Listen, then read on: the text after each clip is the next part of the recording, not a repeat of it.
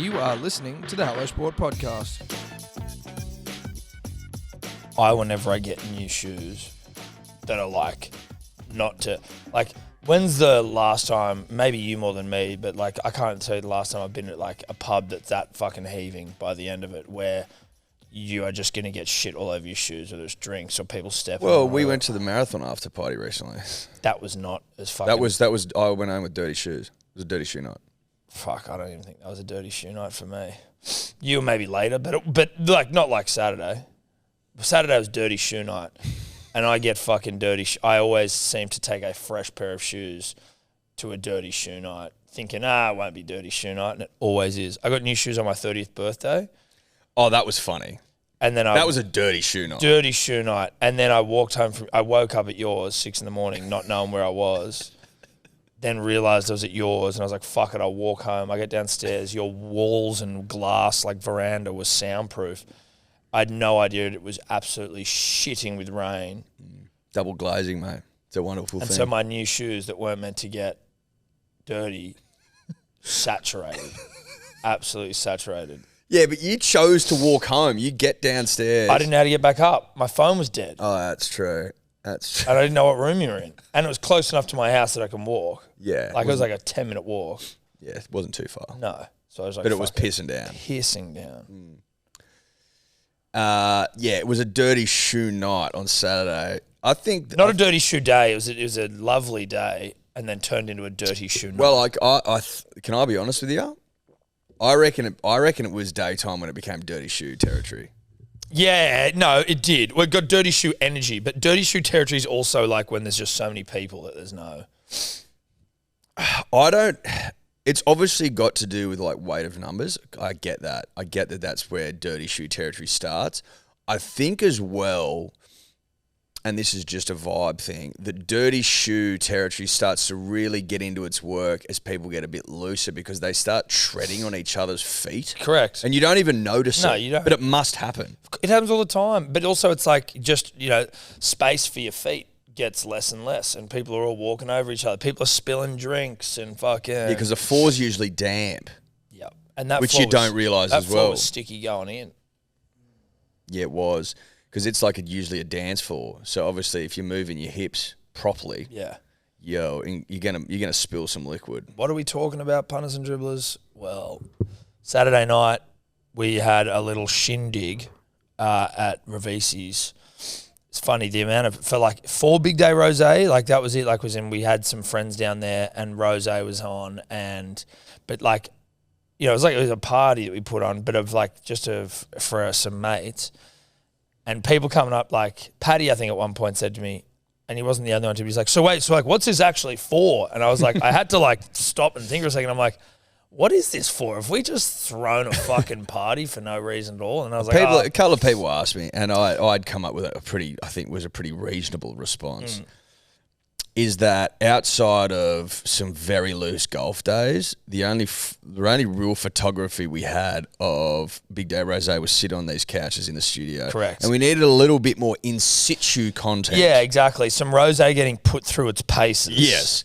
In a situation where you might expect rosé to get put through its paces. You don't expect it necessarily to get put through its paces on a golf course, but you can, because it can be done. It's a versatile liquid like that. But then also like just two guys sitting on a podcast studio, not the most commonly expected place for rosé to get pounded. Certainly in this room it is, but just more broadly speaking. Well, we're moving some, right? We've been moving some lately, which is great. Shout out to everyone who has. We love you. Got on board. But I would just, if I'm hazarding a guess, my guess would be that most people aren't buying it to sit down and do a podcast with. Correct. That would be my guess. Yep.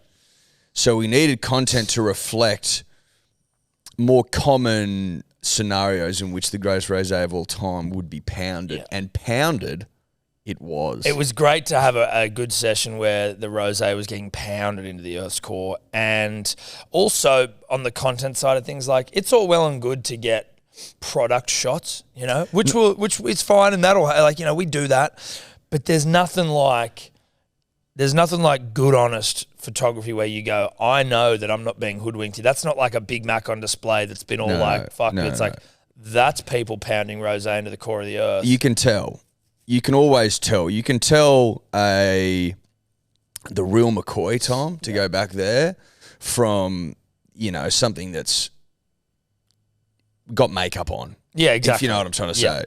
Yeah. Because there is a certain aura that one gives off in the act of pounding Big Day Rosé. There's a certain look you give. Yes. Now, it was a great day. The weather held out for us. We were a bit concerned about the weather. Ended up being good. Mm-hmm. Shout out to Ravisi's. That's a good setup there. I'm not going to lie. It was actually, we'll be back. It was actually cherry ripe. Yeah, it was perfect. If we're talking weather, it wasn't too hot. Yeah. Wasn't too cold. The sun was out. Yeah.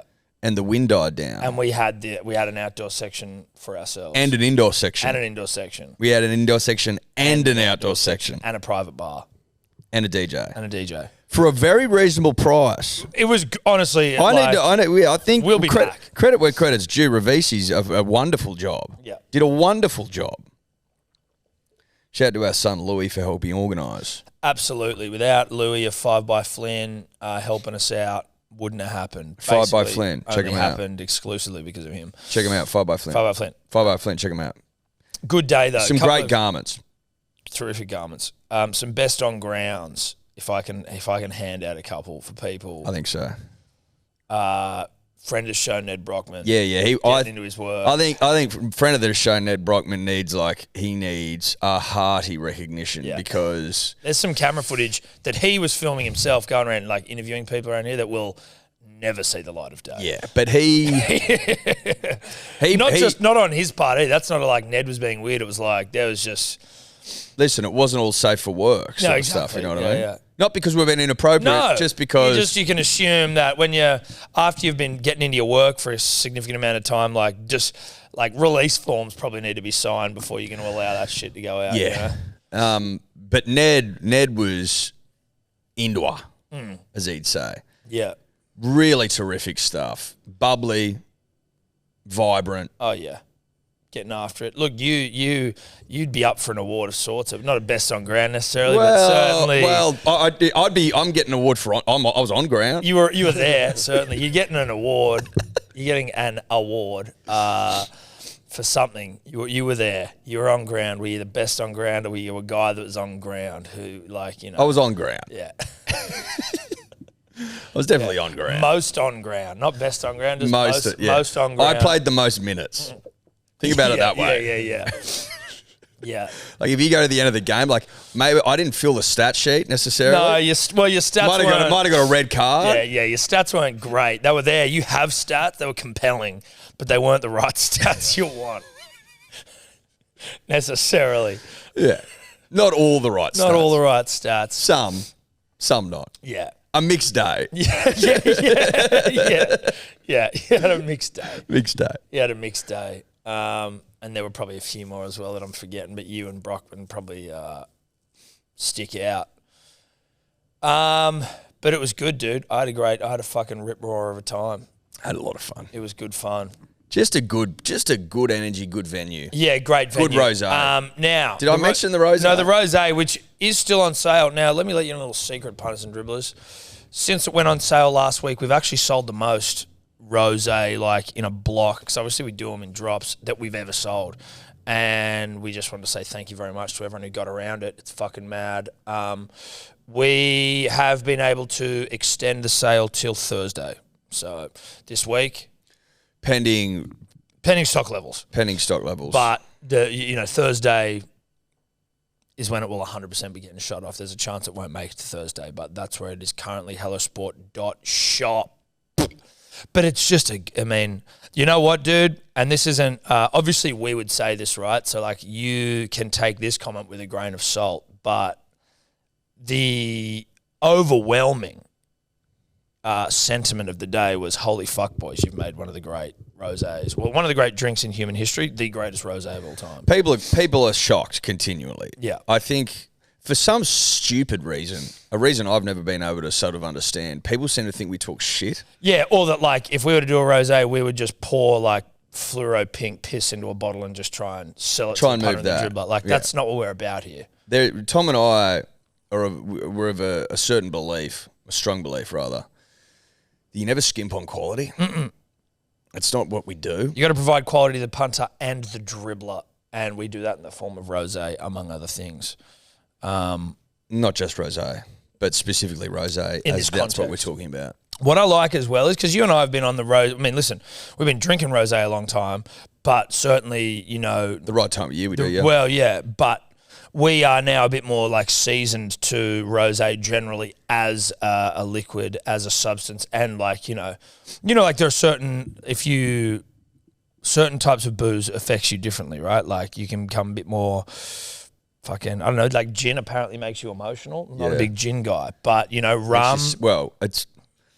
That's the line. It can make you a little bit... You know what I mean? Tequila is like an upper in terms of alcohol. How are you? How you going? Erections? Whatever. But, like, a lot of people aren't necessarily au fait with, you know, a good old sesh on the rosés. And it actually... It creates the best fucking vibe, like the energy. Everyone's just going for it. Like everyone's loving. Yeah. Loving it. Loving life. Rosé sets a fucking phenomenal tone. Yes, it does. The best tone. Yeah.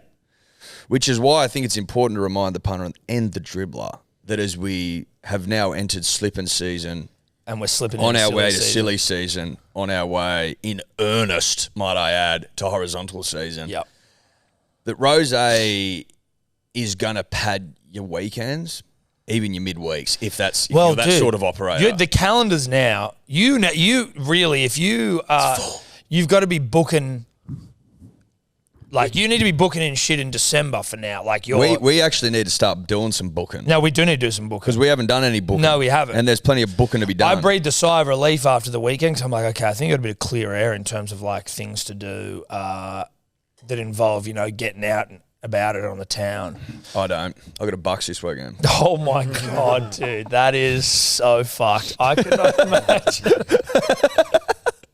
I'm going away. How fucked is that? I'm going away this weekend with Streety. But it is what it family. is. No, I know, but I'm like, I'm so happy to put my feet up. Then to hear you have a Bucks, I'm like, I just shudder. One must lift. Yeah. One must. Yeah. One must rise Yeah. to the occasion. I actually feel pretty good. Got up out of bed yesterday and like walked the dog because the poor bastard had been inside for 24 hours. I'm like, I've got to go the big lift, potty in, talk to you for a bit. Just meandered through the streets. Talk to me. You talked to me at like fucking 4 o'clock. That's when I got up.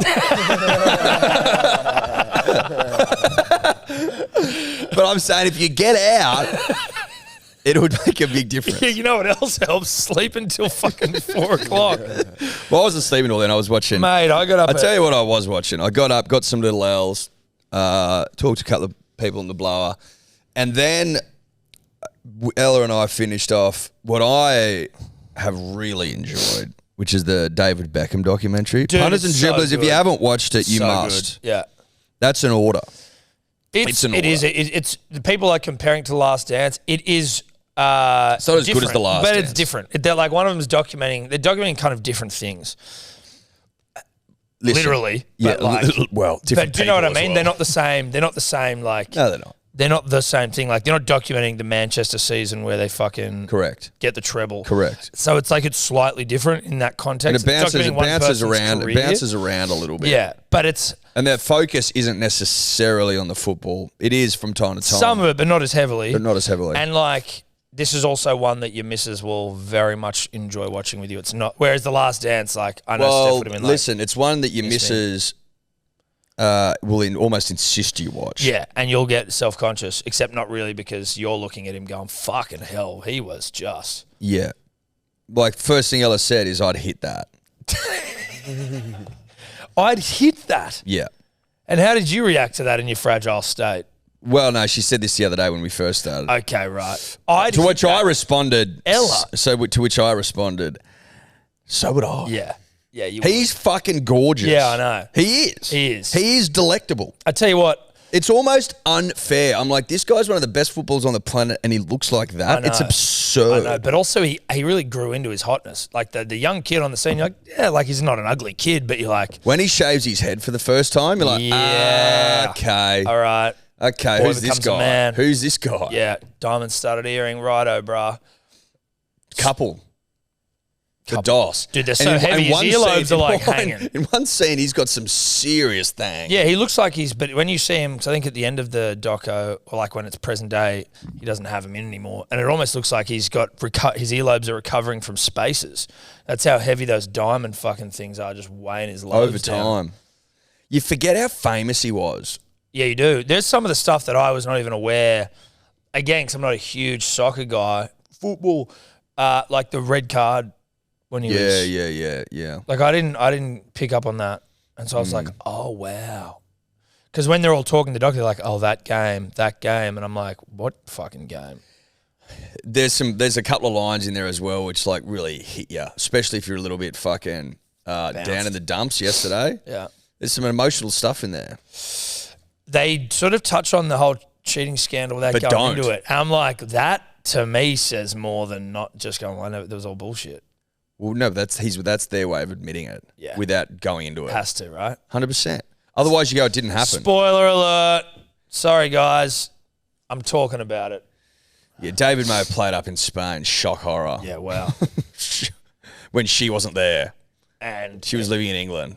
And like he's going out with fucking all the heaviest hitters, the Galacticos. Yeah. Zinedine Zidane, Ronaldo, Roberto Carlos, like some serious all-time studs. Yep. Who most of which are even interviewed, except for Zidane. But like, yeah, I wonder why Zidane's not in there. Probably French. My guess would be that he's manager of Real. He's probably fucking too busy for that shit. Oh, he's the manager. Mm-hmm. That's also what's interesting is this thing is very present. It goes right up until the Inter Miami Messi on the field. Yeah. I do think that Beckham was, now this could also be a feature of the legitimate moments where you're seeing him, but non-tattooed Beckham just before he leaves Manchester United to go to Real, I think's probably primo hotness Beckham. Shirtless, walking off the field, longer hair. Yeah. I tell you what else it makes me want to do, and this is what I was trying to do before after I'd watched Narcos, is grow my hair out and slick it back like fucking Narcos, and then you see Beckham doing it, you're like, we might have to get slicked on this podcast. Well, I can't get slicked. I get afroed. I get froed. Dude, you getting fucking... But I don't even get froed because my hair gets too heavy, so it's just sort of like... collapses on itself and it looks fucking sad as shit. Dude, what if we got you Jimmy Butlered though? Straighten that bitch out and slick it all back. Butlered me? Yeah. It's still wool, so you can't slick it back. You'd have to gel it heavily. No, but if you chemically straighten it. No, but what you're not hearing me though. It's like his like waves back. Mine would be like you could gel it back. Yeah, that's what you do. You brill cream it or whatever the fuck. Brill cream it, yeah. But that'd be the same as, like, not everyone's hair grows back. So you'd have to push it back. Yeah. Much like you're training a hedge on a pergola. It's hard work for me though. Listen, which I don't think you're appreciating. No, because what I'm telling you is that you don't appreciate what chemical straightening is. So if it straightens it, then your old hair and the way that it behaves ceases to exist. No, incorrect. Because my hair is of a different consistency. What do you think Jimmy Butler's hair's consistency of? Yeah, I know. He had an afro legitimately. Yeah, but it's straightened with an inch of its life. Yeah, but it wouldn't last long. So that's a fleeting moment in time. See now, I'd have to live with this thing. Can you please tell me how long chemical straightening works in hair? I could be wrong here. I have no idea. My hair, if you grow it out, you could get me looking like David Beckham from a hair perspective. When he looks it up, they'll go, "Oh mate, fucking months and shit. It's bullshit." Well, there's no way. I mean, yeah, 4 to 6 months. Right. Usually. So why There's are no you way. right? Why? Hey? Why are the hair? I used to go out with a girl right? who got fucking chemically straightened hair. It used to last about 2 weeks. It's complete bullshit. So But was that a home job or was that at the salon? selling job. Okay. I think that Eddie is nervous about getting his hair chemically straightened to get Beckham'd with me. It's an impossible task. We've still got a long way to go generally because our hair's got to grow out. So. Yeah, and I won't be growing it. But I'm excited for you to wear a headband. Well, no, I wouldn't wear a headband. That's the thing. I wouldn't be headband Beckham. Headband, not for me. Just a slick back. I'm a detective in Narcos. I think he had a headband in before he goes to Real. He could pull off a headband, but he could also just slick it back and it looked badass. The problem is when it's not slicked back, you look fucking disgraceful. So it's like you're going through a lot just to have like, a couple of slick back looks. You'd have to be very on top of your hair, which would be a pain in the ass. It's kind of why I shave mine at the moment because I couldn't give a fuck. I tell you what was shocking as well is realizing how fucking beta the MLS was when he first went there. It was actually way more beta than I remembered. And he was still the man. That was the thing. It was like, oh, they're playing on like NFL. And he also didn't get paid that much. He got $200 million. No, he didn't. I looked it up. That was a fucking marketing ploy by his management, so he'd get more fucking headlines in the news. He got like $6 million a year. So they just lied about what he got because it would have looked worse if it was like no, because they just wanted headlines to like pump up his brand and shit. It was a brand play. They didn't mention that on the show, though, did they? No, they didn't. And they did it so that they were like, and the number they used is what he could potentially earn from all endorsements and everything over a 5-year period. Was he there for 5 years? Yep. But he had 2 years loan to AC Milan. So he fucked off for 2 years. That's when Landon Donovan, that gimp's like, man, hey, tune up for the team. It's like, shut up, bro. Landon, dude. You're playing for the fucking Galaxy, man. I know. And they're like, well, this is his Manchester United. I'm like, I get that. And they're like, he could have played anywhere, but he didn't. It's like, all right, mate. Okay. Oh, Landon Donovan of what? Turn down fucking Barcelona fame? Is that what you're having me believe, bro? I don't think so. Of shave your head already, Landon. I know. It's done. Yeah. It was done when you were playing the MLS. Let's get fair income, Landon. Can you get a photo of Landon Donovan from the fucking interview in the Beckham doco? It is fucking preposterous what he's allowing to sit on top of his head. Like absurd. Like no, it's too much. It's long. But there's like, it's long and it's long gone. Yeah. You know that Danny Im, that guy who like gives out all the hugs everywhere? Yeah, Danny Lim. You see that the beard he's got, like the wispy fucking pube beard? That's what it looks like. It's sitting on top of Landon Donovan's head. Who's pube beard? Danny Im, that nice, the dude who always gives hugs and shit. He's got the sign. Oh, yes. The guy that got bashed by the police. And also by a Chinese guy, allegedly, the other day. Who's in court. Well, I don't know. No, you need him in the dock. So Landon has shaved it when he's playing. Well, was he? I don't know if he was. Well, there's some photos. There's photos like that sort of contradict each other. There, far right. What are we doing, Landon? That's fucking criminal. That is criminal. That's before Eddie. Just think about this. Before doing the interview, someone's put makeup on his face. Yep. They've lit the whole thing. Yep. He's put clothes on to like, all right, I'll wear this. Yep. And no one has said a single thing about that thing on his head, including himself. He's who should have said it? His partner or wife or husband. I don't know what the fucking situation is. Single person involved in that thing should have said something. Landon, do you want us to just whip this thing off? Landon, this is the biggest interview of your life. Yeah. No one is going to remember you before this. And you're going to roll into town wearing that on top of your head? Let's get fair income. You're in the David Beckham documentary that it's probably trending in every country on the planet. And this is how you want to... This is how you want to be remembered? Like... This is... You're one of the hottest men to ever play. This is now your legacy. This is now your legacy. This is your legacy. No disrespect there. That's tough. I get it. It's tough to have that as your legacy, but that's it. That fuzzy tuft. That fuzzy tuft. I tell you what else was funny is that guy that got Beckham to Galaxy's like in tears being like, I just fucking love that side, man. Like they were warriors when they ended up winning the comp. The MLS. Yeah. You're like, okay. All right. Like, yeah, cool. Sure. It's the MLS though.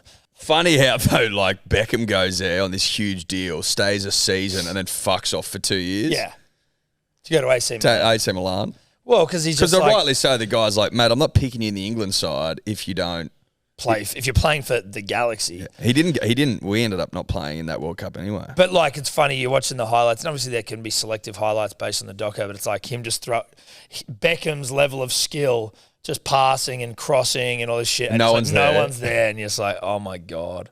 But him on the sideline in the first game, realising how shit they are. But as if that's got to be edited, right? Like, yeah, well, like you have to have known. It was good editing. No, it was great editing. You have to know what it is though, like that you're going into. Probably, yeah. Jesus Christ, Victoria Beckham was extremely attractive when she was younger. Not to say she's not now, but she's clearly had a lot of placky surge.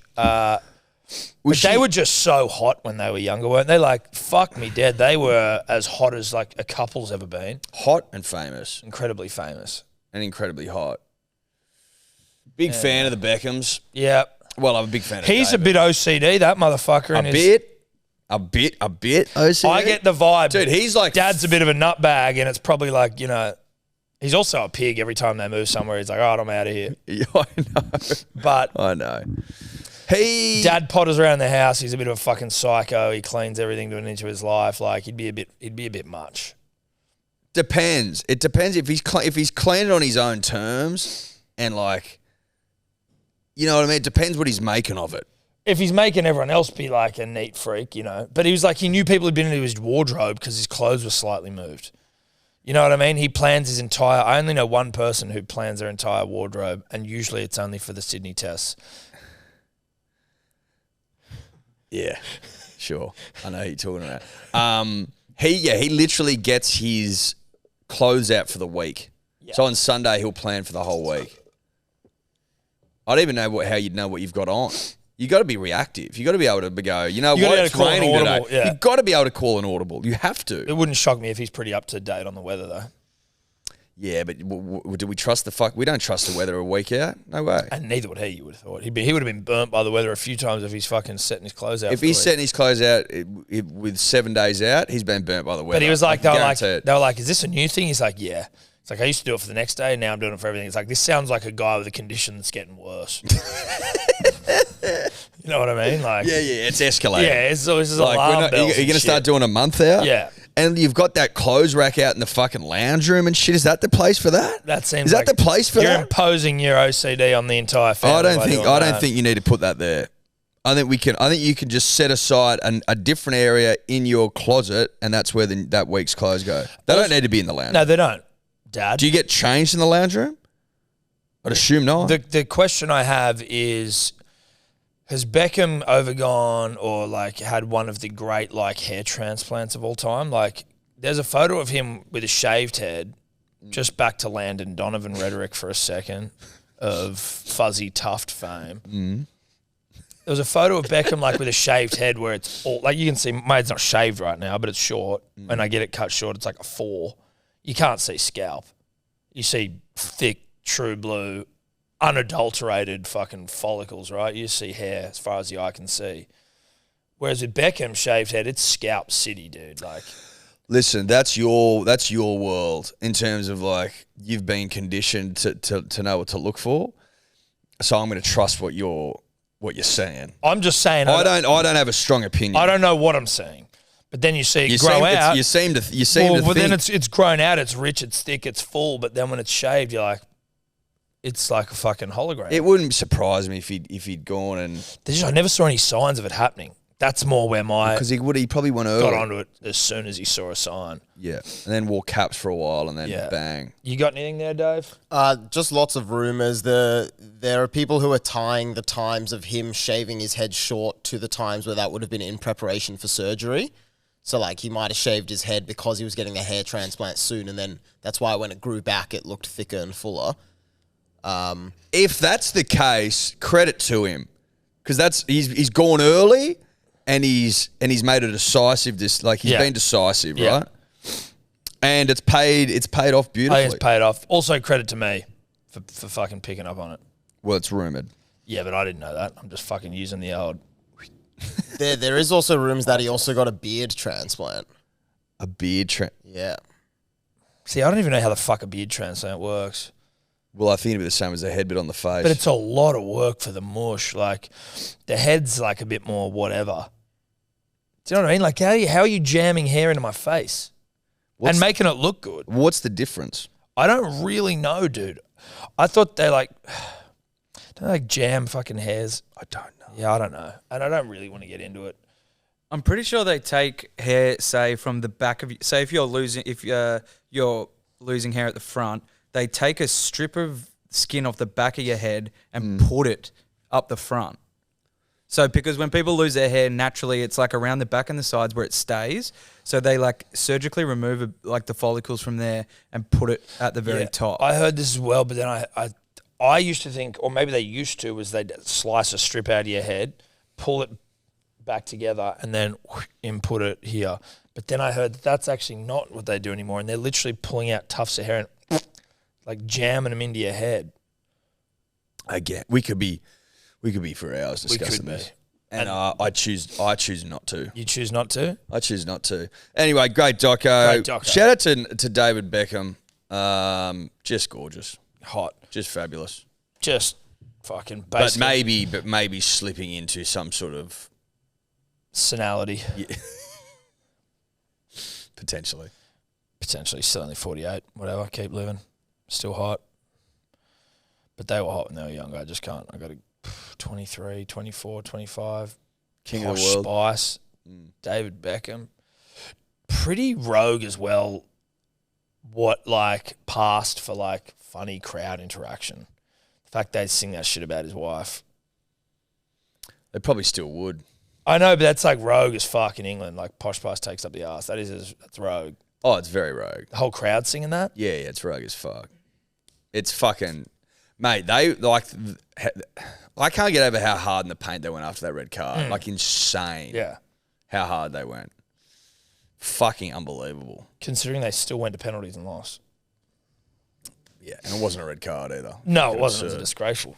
Punters and dribblers, as always, they're brought to you by our good friends at Ned's. Shout out to Ned's. It's pony season. It's pony season. Pony season. Everest this weekend. Peel and work season. It's peel and work season. It's time to peel and it's time to work. Yeah. I need you peeling and I need you working. And where do you peel and where do you work? I peel and I work on Ned's. Yeah. It's as simple as that. If I'm having a punt with the boys, I'm doing it with Ned's because I'm of the opinion, Tom, that they allow me to peel and work the best. They're the best facilitators of peeling and working. Correct. Yeah. No one peels and works like Ned's do. And I'm a peeler and worker by trade, by nature. Yeah. By note. Of note. By trade, by nature of note. Peeling, working. Peeling, working. If you want to peel and work, do it with Ned's. That's right. Also, join us in our private About Even group. Code Dribbler to get in because we peel and work in there too. We do. Also, the new profiles where you can follow us all, our individual profiles. Again. On the Ned's app, see how we're peeling and how we're working, and you can engage us that way. Yeah, peel and work. Thanks to Ned's. Chances are you're about to lose. For free and confidential support, call the number on screen or visit the website. We are talking Cricket World Cup, punters and dribblers. Yeah. And when we do so, we do it on behalf of our good friends, our beautiful friends, At our amazing friends at KO. KO.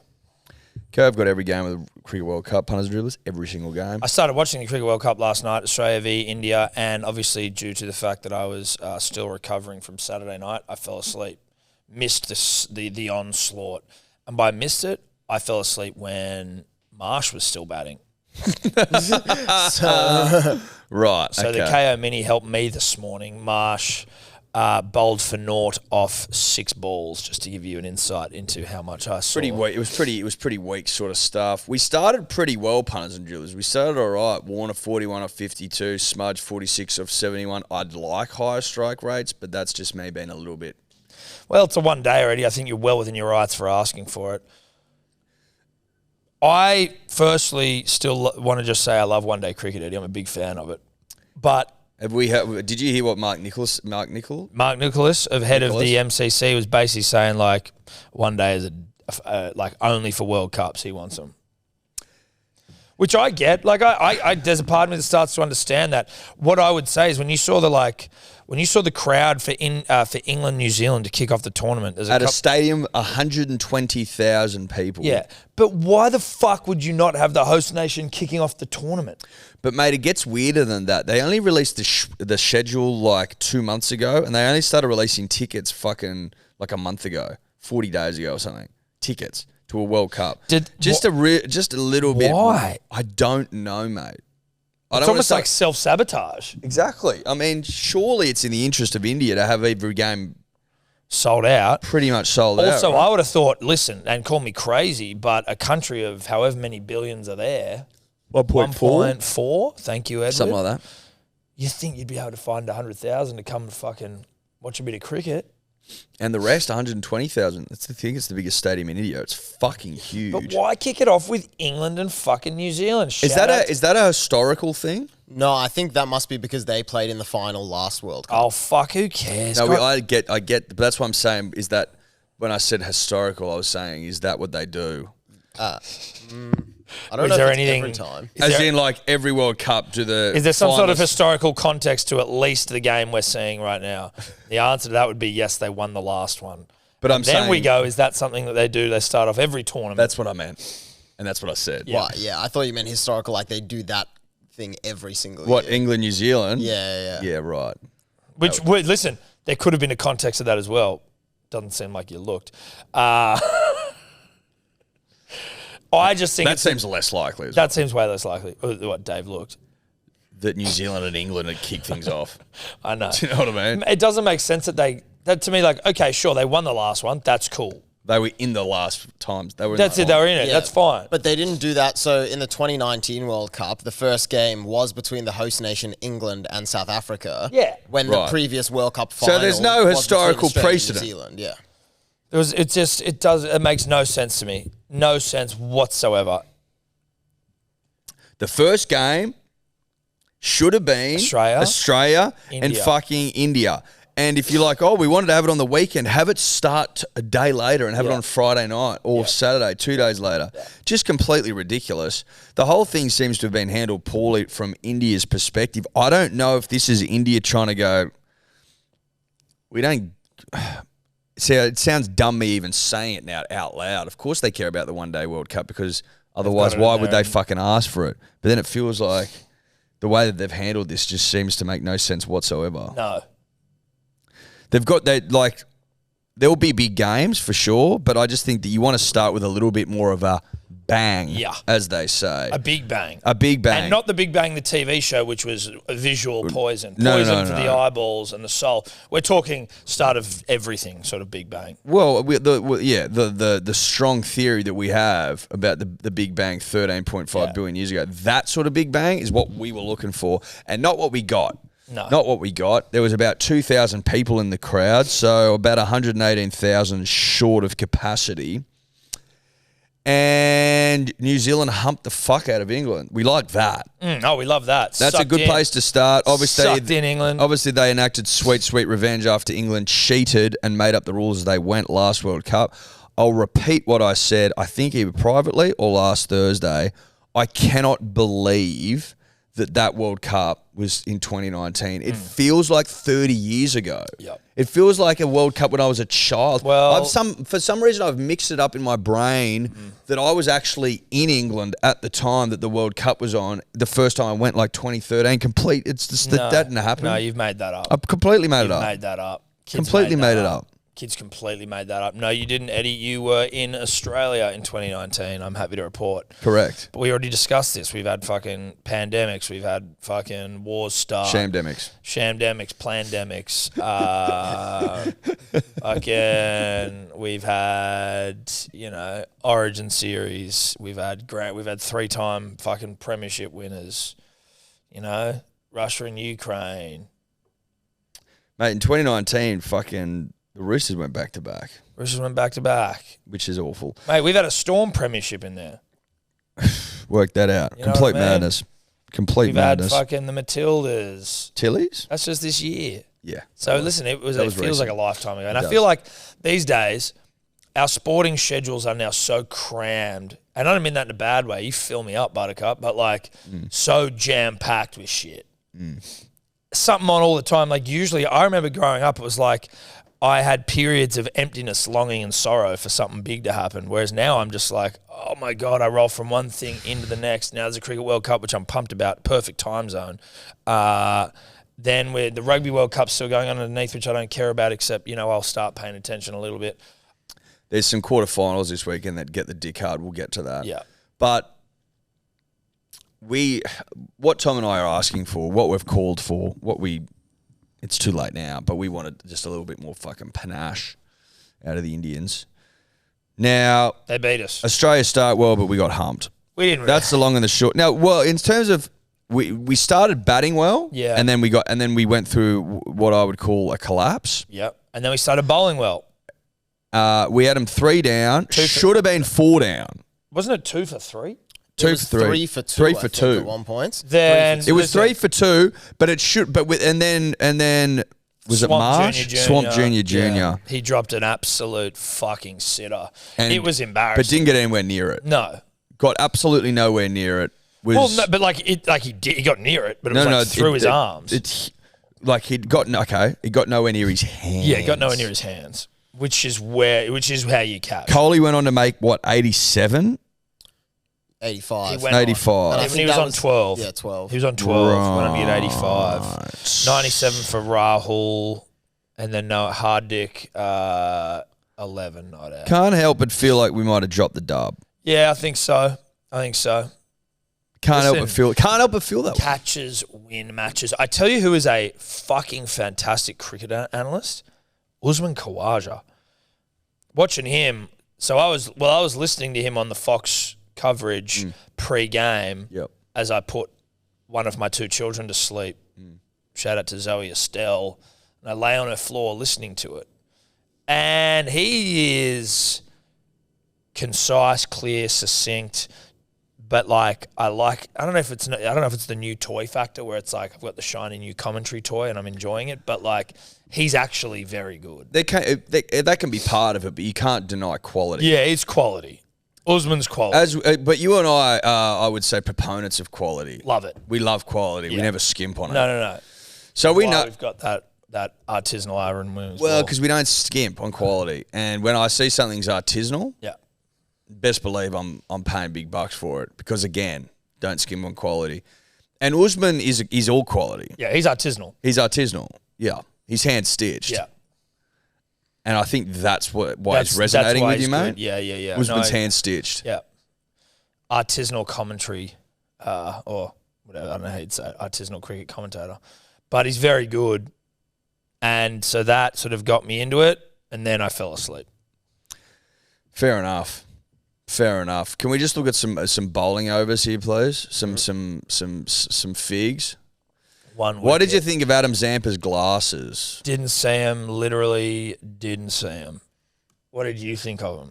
Interesting. Okay. An interesting choice. But Zampa is Does he require something to set himself apart from the crew in every single thing does he's he doing? require are they prescription?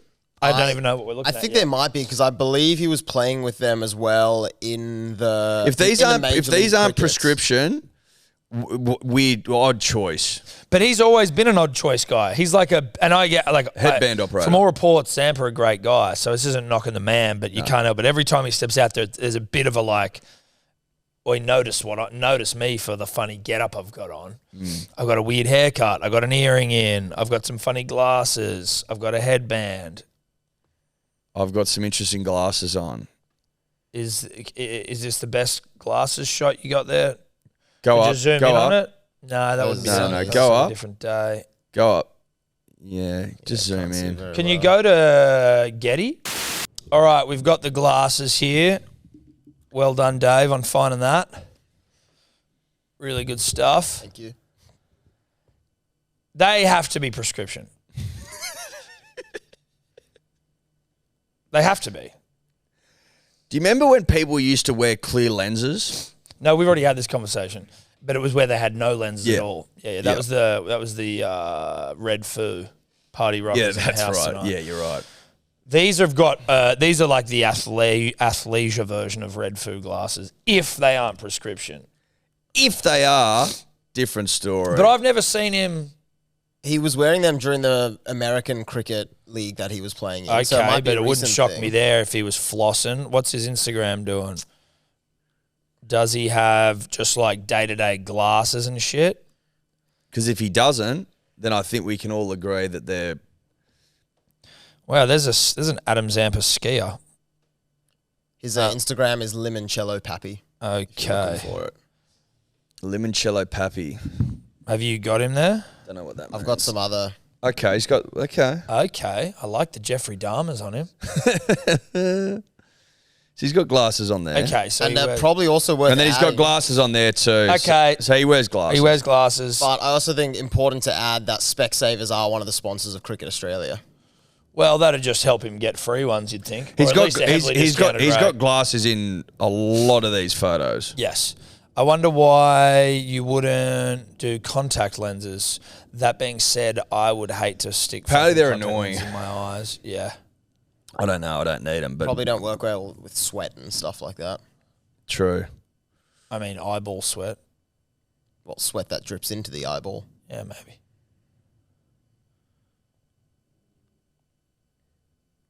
Congratulations. Well done, Adam Zampa. Well done. but it's straight for short. Listen, I think we do. Well, I think we got to clear up the Adam Zampa thing. Though. I think that we're all in agreement that those are prescription.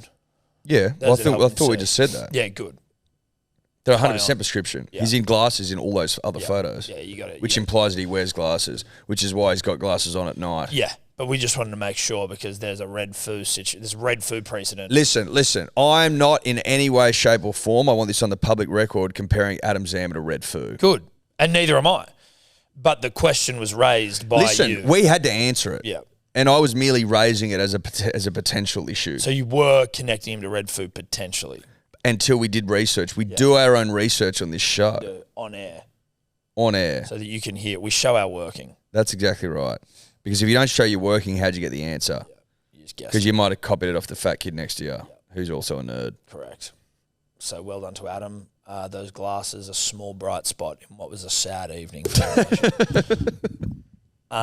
We got absolutely humped in the end. I think there was almost 55 balls to go, I think they had us by. I think they got it in 41 overs. Yeah, 41.2. That's not a good start. Not a good start. Not a good start. However, I still back our boys. I still think we win it. I still think we win. Yeah, I think we win If we it. catch fire, if we take those wickets and the boys go on with it a bit more, job done. Job done. That's how I like Boys it. will go on with the job done. Now, can someone tell me this? Are our friends at the grade cricketer back on fucking? I think they are. I checked the other day. It was probably a little bit early in the morning. Well, it would be the other day would be too early because the game only happened last night. You know what I mean? No, I'm saying if they were doing all the games. They did one Every for morning. they've been doing ones, I think, every morning. There you go. There you That's go. all I needed to know. Morning glory, they're calling it. That's all I needed to know. That's all we need to know. Speaking of the internet and YouTube and all that sort of shit, go and check out our latest Break in the Yips where you and me took on Jarch and Sebo. That is up there on the Break in the Yips. Won't tell you the YouTube now. result, No, but- I won't tell you the result. You can't tell. We don't want to. I won't tell you the result, No, but it's up there. but it's up there. And there is a result. There is a result. It does come to a conclusion, which is good. When is Australia's next game? Thursday night against South Africa. Thursday night. Perfect timings again for us. You want to slip into a bit of fucking cricket and just enjoy yourself, guilt-free. We're getting layups, aren't we? Yeah. Is that 6 p.m., 7 p.m.? I think it's a 7:30 kickoff. Layups, dude. Layups. Straight up layups, 7:30 p.m. You mean like take it to the rim sort of stuff, layups. I mean like there's no one in front of me and I'm just meandering to the ring Yeah. for the easiest layup of all time. That's what Thursday night, 7:30 is going to be. Watching us destroy South Africa. Yeah. Because they don't get World Cups. No, well, they don't get cricket anymore. So they don't get World Cups. That's what we do now. Well, they don't get World Cups. They don't get cricket. Layup. Layup. So easy. That's all obviously live and ad-free during play on KO, the home of layups. Shout out to K. You shout to Layup KO. Kings. What did you eat yesterday? Daddy went fucking really off-piste, if I can use a skiing terminology. Does That off is- piste means off the beaten track? I think so. So off-piste is basically like not groomed. So you're in the trees and, Right. off the groom. That's as far as I'm aware. I don't really know. It sounds wanky though, off-piste. I went off-piste yesterday, big time. Big time. Continue. Big time. Now, it started off relatively pedestrian, right? Like relatively chill. I woke up. Well, I woke up, had a couple of So you pieces, woke up. Perfect. couple of pieces of toast. Woke up early. I looked after the kids. Steffi, she stayed in bed for a little bit. I have a couple of pieces of toast with the gals. Then Steph What'd you have gets on up. Avocado, goat's cheese, tomatoes. It's pretty good. It's not bad. Two Goat's more- cheeses. Well, listen, dude, that's hardly like fucking wow, you blew out. A bit of goat's cheese, some avocado will set you free. Went back to sleep, got up, couple more pieces of toast. Then we all went for a big family walk, which was great. really lovely when you're, tired. But it was nice. As we're in town, we go through Harris Farm. I pick up a little slice of this fucking chocolate, like this little chocolate bar. A chocolate slice? No, it was a chocolate bar. A chocolate bar? I don't know how to describe because there's a specific name for it. Some sort of coconut fucking chocolate thing. Who cares? It's a chocolate bar. Well, I'm just trying to get my head around what it was. It's like a little fucking that big chocolate bar.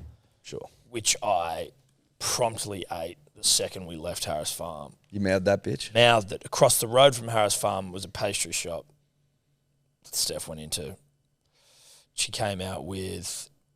And now when I say she went into it, I fucking clapped her in there. I wasn't exactly telling her not to go. I waited in there with her. I followed her straight in. And then I also made an order. I said, get me some cheesecake, please. So she got me a little cheesecake. Well, not little, but it was like... It was a piece of cheesecake. Piece of cheesecake, but like, Regulation. regulation, maybe a bit bigger, maybe...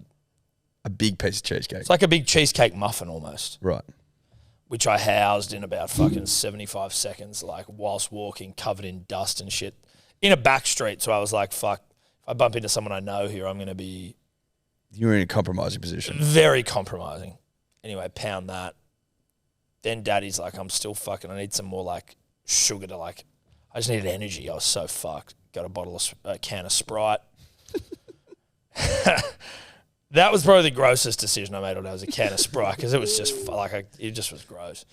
Went home, Steph made a lovely, what was it, mushroom and bacon creamy pasta, which I also put to work, put to the sword. Then put the girls... Like a Boscaiola. Like a Boscaiola, thank you. Shout out to Boscaiola as well, it's good. Put the kids to bed. I'm laying on the floor of Zoe's room while she's now asleep, and I just quickly open the Uber Eats.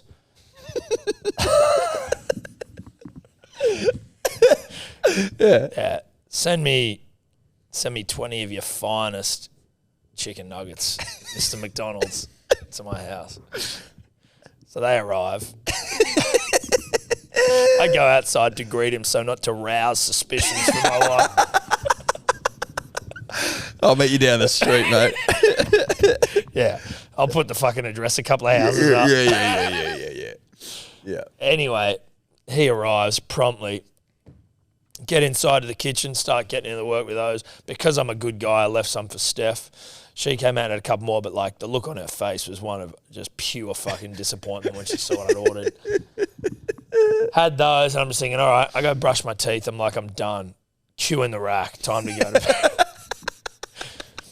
Come back out, and then Steph goes, oh, you brushed your teeth, did you? And I'm like, yeah. She goes, oh, I guess you won't be having any of that ice cream I got from that pastry shop, which I didn't know about. She'd snuck that one through. I'm like, oh, fuck. I don't know if I can. So I get Ferrero Rocher, and I'm like, well, I guess I'll be brushing my teeth twice tonight, doll. So I hooked into that, and then I went to bed. That was all after having McDonald's when I got home on Saturday night. And McDonald's this morning. So it's been a fucking god-awful 48 hours. Oh, my God. Yeah. Oh, Thomas, I enjoyed that. I don't know who we were talking to where we were saying like That made me giggle. The worst decisions you make are when you're hungover. Like the drinking part of it is not really the problem. Like obviously drinking's not good for you, but like it's the decisions I make when I'm hung where I just get naughty as fuck. Yeah. And then for the rest of the week I'll be sweet again. And then on the and then I'll have a drink. But still sort of naughty today. You've made it. It's a naughty. Today to me is still I'm still on the clock of naughtiness, dude. Yeah. I'm not back. No. Today is also bad. Yeah. Naughty day today. Naughty morning. Naughty morning. I can't justify any naughtiness today. Naughty lunch? Fuck no, dude. I'm not having a naughty lunch. To be honest, I don't need a lunch. Right. But I'll try and like maybe do something. What'd you get this morning? Well, I got chicken nuggets, 10, Mighty McMuffin meal, and a small chalky thick shake.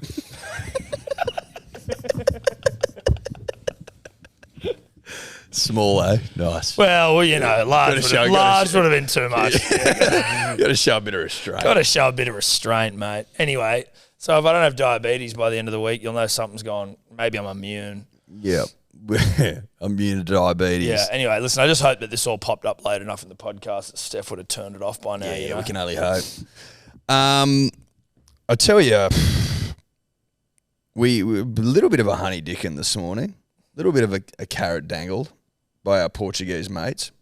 Oh, look, it was a honey dicking carrot dangle. How else do you describe it? Exactly right. No, that was a cut and dried honey dick and carrot dangle, where the fucking Portuguese are all over Fiji. It was All over 'em. To be honest, it was both nations did some honey dicking and some carrot dangling. They Yeah. both did. Fiji playing poorly, But Portugal playing too well. also the same thing happened last week. Fiji against Georgia. The Georgia did a little bit of honey dick and carrot dangling. Not to the same degree as this morning, No. where things really ramped up and there was a bigger pot of honey and the carrot was way bigger. Yeah, it was. But the result was always the same, right? Although not the same specifically because Fiji did actually lose to Portugal. However, the result for us is the same, is that we're out. We were like that. I woke up to people being like, "Oh," and I was like, "Bullshit." Yeah. You know what I mean? And then, Oh, no, I woke up to, ooh. oohs. But it was also, and this isn't a joke, the first seconds and minutes of live World Cup rugby I've watched the entire tournament. Everything else has been after the fact. Right. I was just like, oh, okay, I'll see what happens here, because this would be ridiculous in the extreme if we made it in. Like, it would have been one of the most sarcastic. It would have been more embarrassing almost. It would have been a complete piss take, and we would have ended up playing England as well, which would have been fucking interesting. And we probably would have won. Could you imagine if we'd lost to Fiji, pounded by Wales, still snuck through by the skin of our sacks, beat England, made a World Cup semi, then start daring to dream? Then you start daring to, well, the berets come back on real quick. Yeah. Berets come back. Then you find yourself kicking around in artisanal football with a beret on, daring to dream. Throwing left to right spirals, 100%. Just thinking about what you could do. Well, right the lefts. Yeah, well, I like to do the one that I'm not that good at. Oh, just getting better. Yeah, we're just sharpening. We need to be working on our worst qualities. You're just sharpening the tools. Yeah. Sharpening the tools. Well, we're in a World Cup semi-final. Well, exactly right, Tom. That's a great point you make. We do find ourselves in a World Cup semi-final, daring to dream. Yeah, daring to dream. Working on our right to left or our left to right, depending on which side you favour. Well, basically your less dominant side. Yes, exactly right. Is what we're looking for. However, the reality, punters and dribblers, is that we lost to Fiji and, to be honest, weren't really ever in it. Got pounded by Wales. That same Fiji side struggled to beat Georgia and lost to Portugal. And so we sit somewhere in and around that complete mess. Yep. That's where we find ourselves. In a pool where no one was really that good except Wales, who they weren't even that good. Who weren't even that good. good. Let's be honest. No one was good in the pool. We call that the pool of shit. I think we were in The poo pool. the poo pool. The fact we couldn't get out of the kiddie pool with poo in it, is embarrassing Listen, for us. listen. There's the pool of death. There's always a pool of death. I don't know if there was this time, but there definitely has been historically. We were in the fucking kiddie pool. The fact that the first time we don't make a quarterfinals is when we're in the kiddie pool. Yep. Where there is no deep end, that makes it even more embarrassing. And we ended up finishing on the same. Did we finish on the same amount of points as Fiji? I think we did. Yeah, I think so. Yeah, but they got a got in bonus ahead of point. us. Yeah. No, we both had the same amount of bonus points. Oh, but because they beat us, I think they had a better for and against because they beat us. One of the two. I think if they beat you, it's No, but didn't Aren't we both on 11 points? Yeah, I think. But wasn't there that rule that it goes back to the matches? that's what I mean. So they beat us. So that's they go the through, tiebreaker. Yeah. Right. which is at least fair. Like, if it was for and against and they beat us, I'm like we did not deserve to go through. We sucked fat dicks, respectfully. Look at that. Look at that. Wow. Portugal getting their first ever World Cup win. Good on them. Fucking oath. Good on them. An entertaining pool, sort of. Depends how you want to define it. Yeah. Now, the semi-quarterfinals this weekend, punters and dribblers, a couple of fucking There's some hornswogglers. big games. Yeah. New Zealand Ireland really fucking jumps off the page if I can When's point that? to that. Saturday. 6 a.m. Sunday morning. That's That's doable. That's doable. England versus Fiji, whatever. Wales versus Argentina, another. Not whatever. England versus Fiji is fucking cool, dude. If Fiji, the thing is, Fiji have been playing like shit since they played us. But if they can get up and knock England out, Fiji into a World Cup semi is fucking huge. Yeah, that is huge. That's massive. And England have been playing like shit. Jesus Christ. England only just beat. Don't Wales and Argentina just have like an absurdly, not easy because they're both playing each other, but like the fact that one of those losers is going to be in a semi-final, respectfully, full respect, but respectfully, is insane. Because like basically if you're Ireland or New Zealand, I think you win and you're in a World Cup final. Yes. Is that fair to say? Again, not having... And then I think you could say the same with the French. The winner of France, South Africa is in a World Cup final. Yeah. I think you could say that safely. I want France to win. You know, Ireland's never made it out of the quarterfinals. Really? Dude, imagine an Ireland and France World Cup final. That's what I want. That'd be sick. That'd be unbelievable. But Ireland never Because it'd be nice made it to out. see, not one of the 3 countries that have won all the World Cups, or 4, whatever the fuck it is, to win. Well, listen. They say history repeats, don't they? In which case, take New Zealand to beat Ireland. Because Ireland have never got out of the quarterfinals, and it's only ever been a Southern Hemisphere side to win the World Cup, except for when England cheated. What are Ireland paying? So Ireland have beaten New Zealand. Let me just get this up. 1, 2, 3, 4, 5. 5 out of the last 8 times they've played. New Zealand $2 is not like you'd have a. It's not nothing. It's not nothing. You have a look at that. You definitely have a little inquiry. You have an inquiry. An inquiry. I think you have an inquiry. Ireland beat New Zealand twice at home in 2022. Fiji In New 290 Zealand. over England. Listen, Ireland are the real McCoy, but World Cups are different. It's a different kettle of fish. Wales very heavy, well not heavy favourites, but they're favourites to beat Argentina. I like the dogs. If you took Argentina, New Zealand, Fiji, maybe not. I don't know how good Wales are. That's where, but if just looking at all these underdogs, Argentina, New Zealand, Fiji, South Africa. South Africa? South Africa, Paying what? 210. How much do you get for Fiji? You get 290. 290. And Argentina? 230. You put that all I up. think you take the dogs. It's actually a $28 same. You know what you do? You know what you're putting on? You're putting on Dog bet. it's dog bet, but it's also Southern Hemisphere bet. You will notice that all the dogs are from the Southern Hemisphere. And historically the dogs from the Southern Hemisphere bark the loudest. Yeah, woof woof sort of stuff. Woof woof sort of stuff. It's still only paying $28, but I'm putting that on. I'm 100%. I'm just doing it right now. Let's just be smart about it. Let's be smart. Dog Dog bet, bet, punters woof, and woof. dribblers. Woof woof. Southern Hemisphere dogs. France and bark the Ireland loudest. are favourites tied at 375 to win the whole thing. New Zealand are the first Southern Hemisphere team at 450. Huh? Take it out, to win the Who is? World Cup. New Zealand are the shortest odds Southern Hemisphere team at 450. But I'm getting $28 for the dog bet, so that's what I'm putting on. Yeah. And I'm boosting that bitch. Yeah, I'm in the process. I'm just seeing how I can get. What do I have to put on to get it exactly a $1,000 return?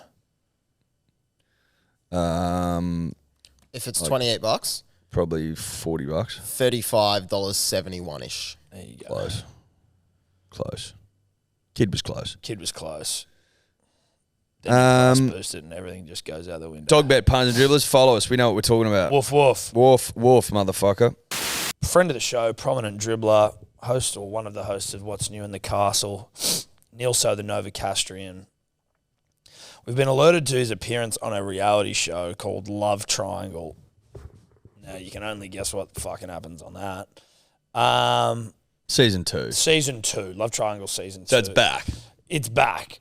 Bigger and better. Can we get a clip on his Instagram of Nilso? There's a big laughter there. His account's being managed by a third party. Do you want to chuck the sound on there?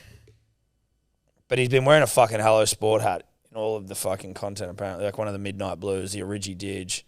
Love that. That's powerful. Kind of look like my dad. Wow, Daddy. Well, that's there. You're right.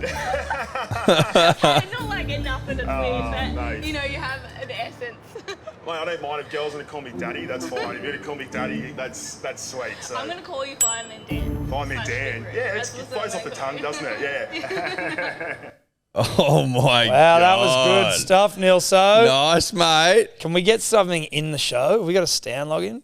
What's that bottom one? What's that one of him running? Is that? Oh, yeah. Is that like a promotional video? That one there. Have to be, right? Big, tall and handsome. Nah, I'm joking. I'm just a 27-year-old bloke who loves his footy and going to the pub with my mates. I've been single for a few years now. Been focusing on self-development. Definitely try and look after myself. For my field of work, you've got to take care of your fitness. I'm working in a high-risk job, but it's something I absolutely love. It's the best opportunity to be able to work in my local community. It's something I'm very proud of. Okay. You didn't see one single shot of Nilso in that. I think they were hiding him. Okay. You know what I mean?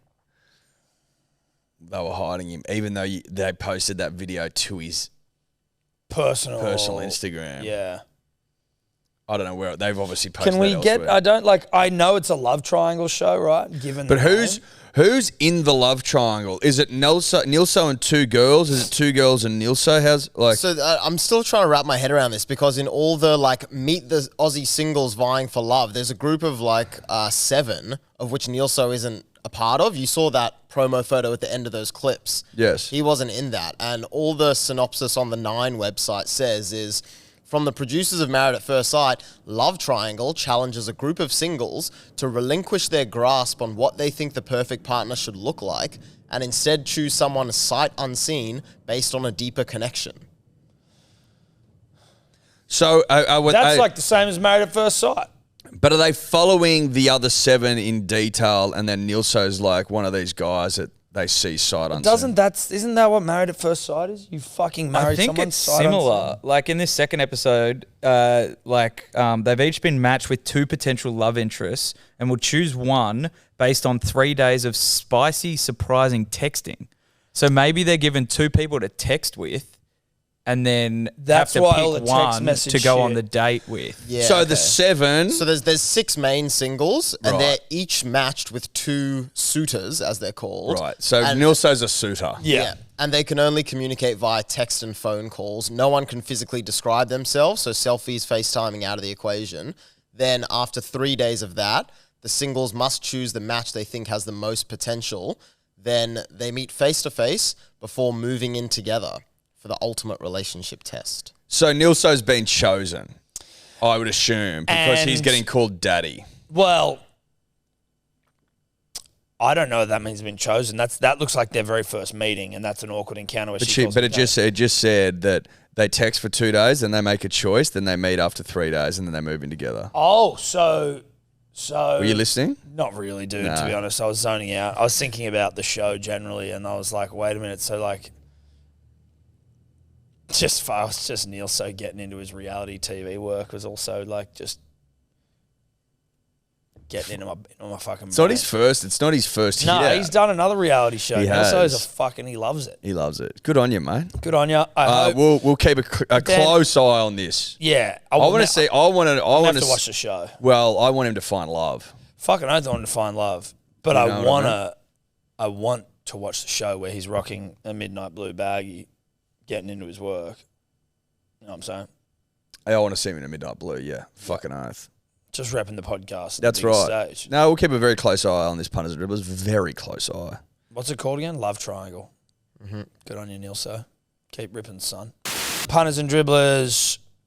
If you haven't already heard, our yarn with the one and only Tszyu up on all podcast platforms right now. Came out last night on YouTube and on Spotify, et al., iTunes, whatever. But he fights this Sunday.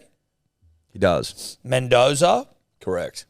It's his first official defense of his world title, which he got. He was the interim, but then as soon as Charlo stepped in the ring to fight Canelo, he was stripped, and Tim became the full champ. Undisputed? Would you call it undisputed? WBO? No. Not really, because there's too many fucking whatever. He's the champ. So it's his first official. He's just defense. the WBO champion, I Yes, believe. he's no longer the fucking interim. He's the full champ. So that takes place on Sunday, which I'll definitely be watching. But good yarn with old Timmy Tszyu. Go give it a listen. He's a fucking ledge. Yeah, I think your opinion, you may have an opinion of him, and that will certainly change. I reckon the opinion I had of him fully was just that, like, he was quiet. But that's what I mean. It'll change. And then when you go, speak this to him, guy's a like, dude. He's actually not. He's probably just getting asked the exact same questions in every single interview. And he doesn't want to answer them because Yeah. he's over it. Yeah. That's certainly the fucking takeaway I got. Yeah. The bloke's an absolute dude. Yeah, he's a dude. Cool dude. Simple as that. Good dude, cool dude, nice dude. Now a dear friend. Oh, just- well, good, close personal We're friend. just stacking up close personal friends at the moment. Well, you can never have enough, can you? No. And CPFs. no, you can't have enough CPFs. I'm of the opinion that one can never have enough CPFs. Yeah. And we've just got another one. It's Yep. as simple as that. Yep. It's beyond dispute. I think Tim gets a fucking another huge dub this Sunday. That's my prediction. He's made everyone look light work to this point. Light work. So let's hope that continues. Yes. Let us hope. Let us hope. Kids can dream. Now, before we go, because I don't know if we got anything else, anything I've missed, anything we said we were going to talk about. The marathon, the new world record in the marathon. Look, I don't really give a rat's ass about the marathon. Good on him, but he's wearing sneaky shoes. Like, I don't know if it's allowed. Is this going to be super suit error in shoes in marathon situation? He was wearing the same shoes as Kipchoge, I think. So. Oh, so that's okay. I thought he was. Yeah. He was. No, he's not in the one and done Adidas's. Oh, we actually did talk about that, didn't we? We did. Okay. Well, good on him. It's pretty impressive. 2 hours, 35 seconds. Yeah. What was his name? Kelvin Kiptum. 23, third marathon ever. He's got 3 of the top 6 times ever. And he's now got the world record. I don't understand how you can. He's obviously run that far before, right? This is his first professional official hit out. marathons. Official marathons. Guy's an absolute freak. 2 hours will be broken, I think, on his watch, which was considered impossible. Couldn't be done. He's just run a 2 hour, 35 second marathon. So I think there's every fucking chance he does that. Well, the time he took off Kipchoge's time is basically what he's got to go. Which is still significant, though. Like, that's a lot. 35 seconds? Yeah. Yeah, it's heaps. But he just took 35 seconds off Kipchoge. Which would only, if I'm being Mr. fucking glass half empty, is like, well, fuck. So he's got to do that again. That would be quite a momentum. He took like 50 seconds off his personal best. Well, I think he's just moving in that right direction, you know what I'm saying? we're certainly moving in the right direction. Yeah. If he's taking 50 seconds off his Correct. best time and 34 seconds off Kipchoge's time. Correct. You would argue he's going in the perfect direction. The best direction possible Yep. to break 2 hours. Well, he's got to get 36 seconds.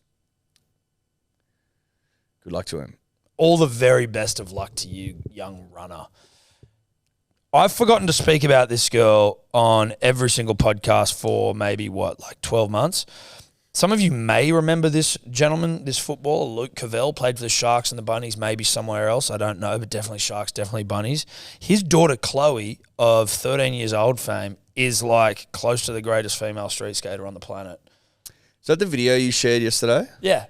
Dude, so the Street League was out in Australia, which is a sort of the professional street skateboarding league, as you would think, given it's called Street League.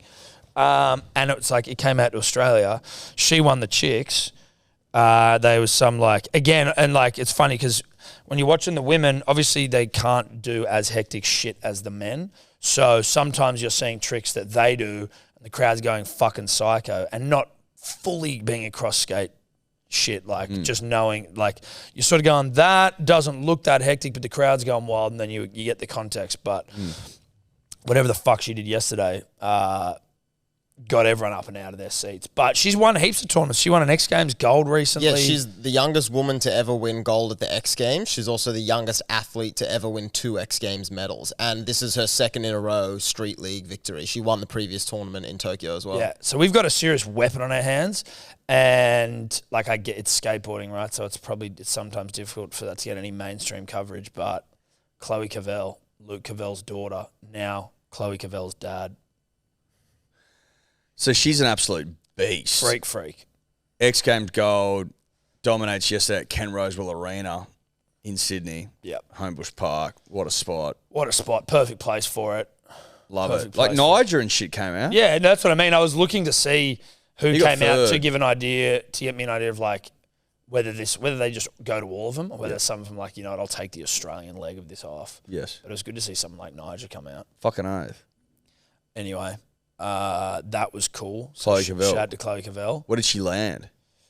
I think she sort of like 50 to rail and then kick flipped off it. Love it. Yeah, 50-50 backflip on the round rail. Love that. And I know what that means. Backflip so. or kick flip? Kickflip. Thank you. 50-50 backflip. Yep. Fucking hell. Is that us, Edward? Is there anything in rugby league that we've missed? Dylan Edwards into camp for Josh Adokar, who got naughty boy suspension for punching on at the Corey knockout. Been a naughty boy. Nah. Otherwise, So, look, happy for Dylan. You and I were talking about him, bloke. He's going to need to cure cancer to get a rep jersey. Well, he must have done it. yeah. I tell you what, Desi Hasler's just eyeballed that $100,000 from fucking, the preseason comp and gone, I'll have that. Yeah, he's going to yoink that from us, isn't he? Yeah. It's reeking of a yoinking. Yeah. Well, listen, thank God we won it then. Otherwise, we'd be fucked. We needed to win that tournament. Otherwise, Desi was It's a suspicious number to me. You know what? Let's make it a clean 100. Yeah, let's do that. Let me yoink that from you. Congrats on winning. Yoink. Yoink. Fucking Des. I actually, though, I respect it. same.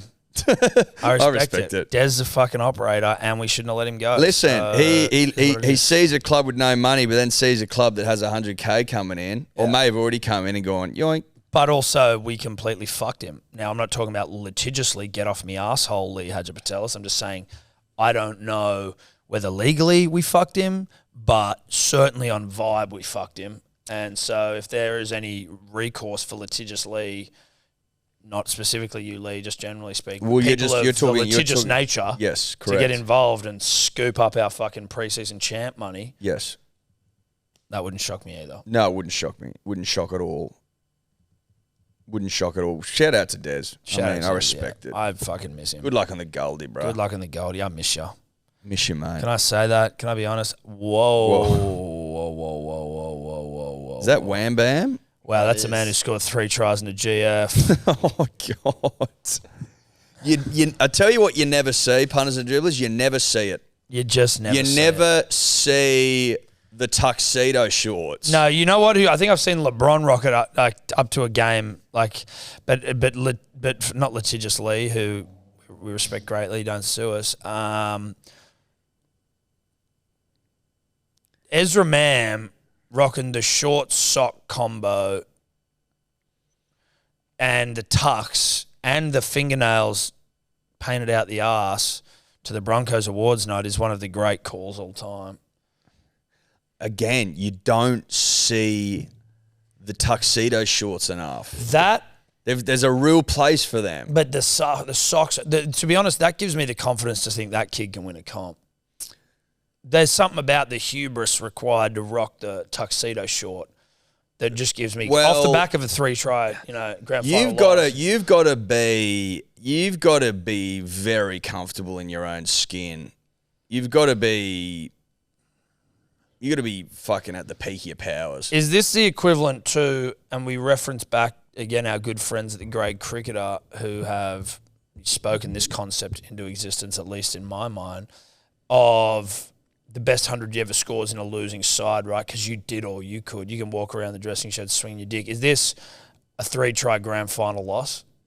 There is no way, Tom, that he wears the almost extinct tuxedo short if he doesn't score 3 grand. Is it the thylacine and then tuxedo short in terms of things are extinct that we aren't sure if they're extinct? Like where they're spotted every once in a while? Every once in a while. Yeah. That's the Tasmanian tiger for those. The thylacine, for those of you that don't understand or don't know, it's Latin. Well, because there would have been people out there confused. What's a thylacine? Now you know. Well, silly. You never see the tuxedo short. But then when you see it on a man who scored 3 tries in a grand final loss, it makes complete and utter sense. Yeah. You go, oh, okay, I get it. Things we thought were extinct. Thylacine, tuxedo shorts, probably like a frog somewhere, like in like a marshland. Hasn't been seen for 50 years. Dodos. Dodos. You know what I mean? Yeah. Can you find some other extinction for us, Dave? Because that's definitely something we make a graphic of. I love it, though. I'm a huge tuxedo short guy. I love it. I haven't seen Wham Bam can do whatever he wants. Has that been propagated through the social media world anywhere? Like, I haven't seen that anywhere. This might be. It was posted this morning at 9 a.m. on Fox Sports, so it might still be fresh to a lot of people's eyes. Let's get that up on the gram right now. The quagga is another recently extinct animal, which looks to be some type of cross between, I want to say, like a zebra and a horse. Well, okay. The quagga. But that looks like it might be. Is that like is a quagga a thing, or is that just a breeding thing? That's what I was where gonna they've got a say. horse to fuck a zebra. Well, it's a subspecies of the zebra that was endemic to South Africa until it was hunted to extinction. Right. It could not be more half and half if it wanted to. It's completely half and half. And so what, they found it still alive? Well, there's a photo of it here from 1870. Well, geez, I wonder if that one's still alive. The only specimen that's photographed alive. Right. Extinct. So unlike the tuxedo short, which we thought was extinct, but have now realised isn't extinct, Well, I'd argue that potentially there are some quaggas getting around that we just don't know about, like the thylacine. like the thylacine, like the tuxedo short. Correct. Then when you see him, you go, holy shit. shit. The quagga's still getting into its way. Correct. That's exactly what I'm saying. Or like a volcano erupts that we all thought was extinct. Yeah. Is that us, buddy? I think that's got to be, man. I think so, mate. I love you. Shout out to the punter, shout out to the dribbler, shout out to you, shout out to me, Shout out to us. everyone. Shout out to us. Shout out to Big Shout out to Day Big Day Rose. Rosé. On sale at best till Thursday, but it'll probably run out before then. Thanks to everyone who's gotten on board, though. But it's just, I mean, you want to talk slipping season. It has just gone down a tree, and it'll go. That's it. Bye. Bye-bye. Could you two just not talk anymore?